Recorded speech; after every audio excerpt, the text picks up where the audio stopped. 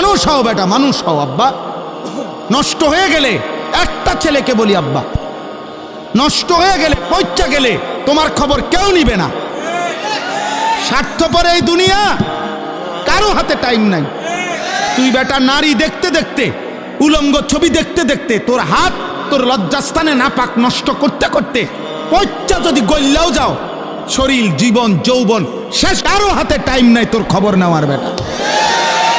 স্বার্থপর এই দুনিয়া, স্বার্থপর।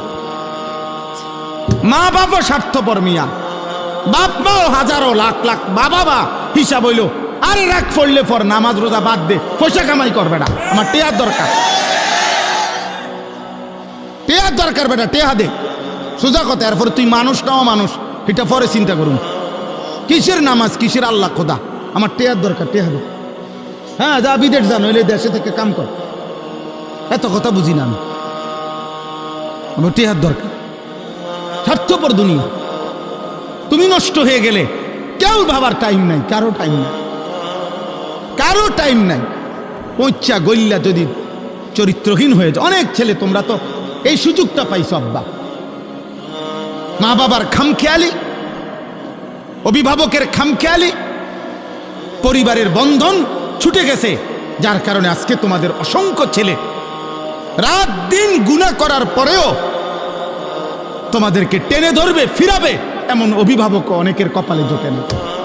365 দিনে খুদার 1 বছরে নামাজ পড়ে নাই, একদিনও ফজরের নামাজ, কিন্তু মানুষরূপী এই হাইওয়ানকে, আহারে তোর কপালে একটা মানুষ জোটে নাই যে তারে হাত ধরে বলবে, কিরে আব্বা তুই কোনোদিন ফজর পড়বি না? বিষয়টা কি? ওর কপালে এমন একজন মানুষ জোটে নাই। আমার 75 বছর বয়সী মা, আলহামদুলিল্লাহ, আমার আম্মা এখনো আমার জিগায়, ফুত নামাজ পড়ছুন, খোদার কসম। আমার 75 বছর বয়সী মা আমার এখনো জিগায়।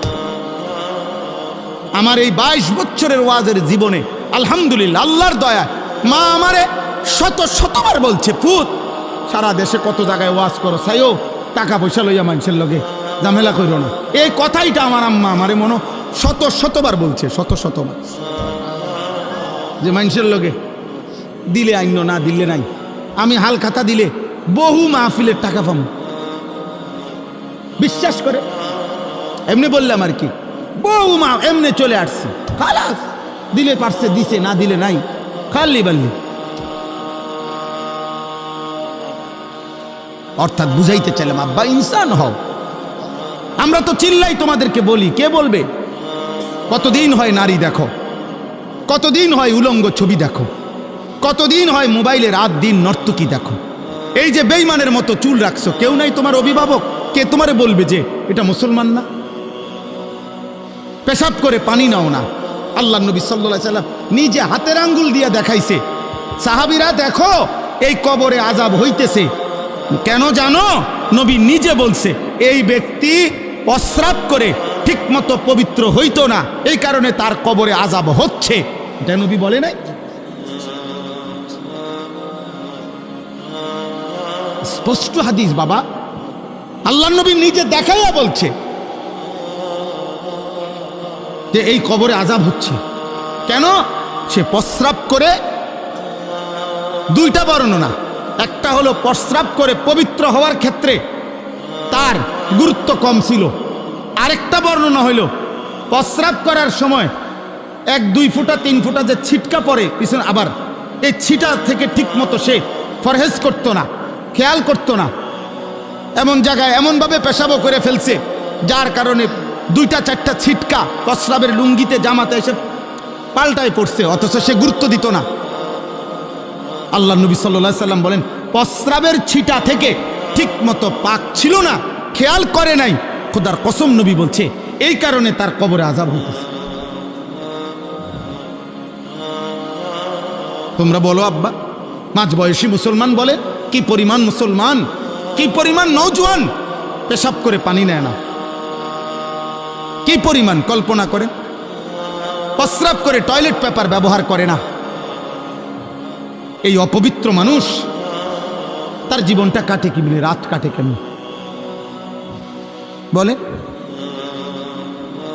ইনসান হওয়া। আল্লাহ তাআলা, আমি এই জন্য বলতেছিলাম, আল্লাহ তাআলা আমাদেরকে হায়াত দিয়েছেন, আমরা অস্তিত্বহীন ছিলাম। কাইফা তাকফুরুনা বিল্লাহ ওয়া কুনতুম আমওয়াতান ফাআহইয়াকুম। আল্লাহ বলেন, কেমনে এমন মালিকের নাফরমানি করো? আরে তুমি তো মৃত ছিলা, তোমার তো নাম ছিল না, আমি আল্লাহ তোমাকে জীবন দিয়েছি। এইভাবে আল্লাহ মনে করায়, আল্লাহ যেন কাছে নিয়ে কইতেছে, এই বেটা কাইফা তাকফুরুন, আরে কেমনে আমার সেজদা না দিয়া থাকলা বেঈমান? আমি তোরে বানাইছি বেটা, তোরে আমি বানাইছি বেটা, আজকের রাত আমি দিছি, তোরে ঘুম থেকে আমি জাগাইছি বেটা। বেঈমান, একটা সেজদা দিলি না? মানুষের বাচ্চা, মুসলমানের বাচ্চা বেটা, হাইওয়ান, একটা বেনামাজি দাঁড়ায়া বল বেটা তুই মানুষের বাচ্চা বেটা? এখন দাঁড়া বেটা, প্রতিবাদ কর, দাঁড়া বেটা, এখন দাঁড়া। মানুষের বাচ্চা তো নিকৃষ্ট হয়, মুসলমানের বাচ্চা? আল্লাহ বলছে কাইফা তাকফুরুন। বিষয়টা কি বান্দা? আমার নাফরমানি করছো কোন হিসাবে?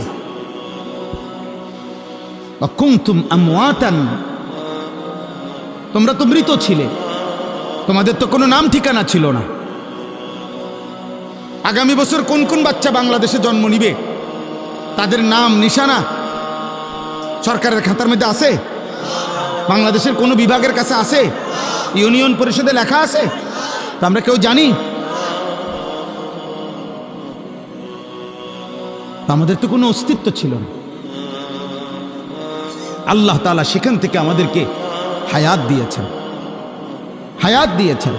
হাল আতা আলাল ইনসানি হিনুম মিনাদ দাহর লাম ইয়াকুন শাইআম মাযকুরা ইন্না খালাকনাল ইনসানা মিন নুতফাতিন আমশাজ।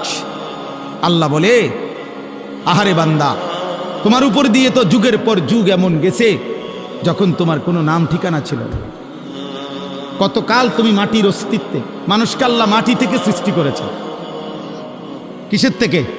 এখন প্রশ্ন হলো যে আমারে সৃষ্টি করছে যেই মাটিটা থেকে, ওই মাটিটা পৃথিবীতে কত কাল থেকে ছিল আমি জানি? পৃথিবীর কেউ জানে? তো মাটিতে ছিল কতদিন কেউ জানে না।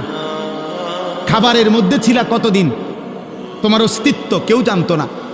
বাপের বীর্য হিসাবে ছিল কতদিন কেউ জানতো না। মায়ের জরায়ুতে ছিল কতক্ষণ কেউ জানতো না। আমি সব ধাপ পার করে আমি আল্লাহ স্বামী স্ত্রীর মিলিত বীর্য থেকে আমি তোমাকে সৃষ্টি করেছি। আমাকে চেনো না? হ্যাঁ, আমাকে চেনো না? যে জানে না কোথায় যাচ্ছে, কেন হাসতেছে, কেন কাঁদতেছে, এত নারী কেন দেখো, তুমি জিজ্ঞাসা করো যে বাবা তুমি সারা দিন রাত মোবাইলে এত নারী কেন দেখতেছো, মানে উদ্দেশ্য কি, কয়টা নারী তোমার দরকার? সে জানে না। এই চুল রাখছো কেন? কোন বেঈমানের, কোন মুশরিকের অনুসরণ করলো? কি কারণে করলা? কেন অনুকরণ, মানে এই চুলটা রাখলা কেন? ওর মধ্যে সৌন্দর্যের কি অথবা গুণ কি? একটা কিছু তো থাকবে, একটা কারণ তো থাকবে। মানুষ পছন্দ করে, আরবিতে আছে মহব্বত করে, কাউকে ভালোবাসে কেন? মাইলানুল কলবে ইলা শাই লিকামালিন ফি। ভালোবাসা বলা হয় কোনো জিনিসের প্রতি কারো অন্তর ঝুঁকে পড়া, ওই জিনিসের মধ্যে কোনো না কোনো যোগ্যতা আছে, এই কারণ কোনো কামালিয়াত আছে এটার ভিতরে। তো বেঈমানের মধ্যে কামালিয়াত কি, যোগ্যতা কি, গুণ কি?